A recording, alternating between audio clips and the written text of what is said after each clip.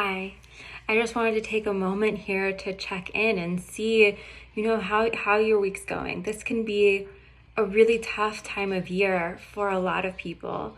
Not just that it's 2020, but also that we're sandwiched right in between two holidays right now.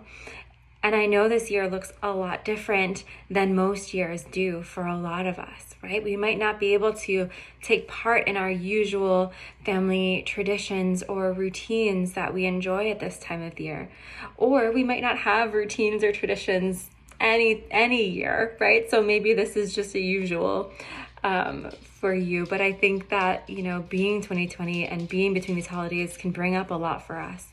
And so I would encourage you to do something for yourself this week.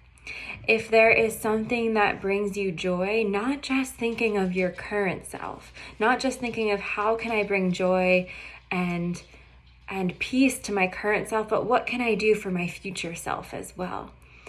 I think sometimes when we think of self-care, we get very caught up in what's going to help me feel better right now, rather than what's going to help me feel better going forward. And so, given my background in food and mood and nutrition, my suggestions would be, maybe adding in an extra vegetable, either to lunch or to dinner this week, right? Increasing that fiber intake. So preferably some kind of higher fiber vegetable, whether that is Brussels sprouts or asparagus or spinach or broccoli.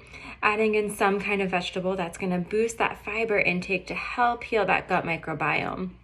Because we know that there's such a strong link between the gut microbiome and our brain and our mental health, right? So supporting our mental health in the long run by increasing that fiber intake. Or you could take another strategy and decide to increase that omega-3 intake by choosing some kind of food that has good omega-3s in it this week. Maybe that is fish, like salmon or trout or sardines. Or maybe that is chia seeds or hemp seeds or walnuts, right? Including some kind of omega-3 every day in your diet this week.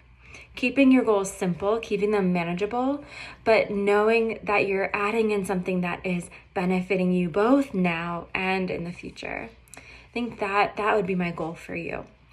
But you're the one choosing your goals, right? So whatever your goal might be, that's going to bring you a little bit of satisfaction now and in the future, right? Serving current you and future you.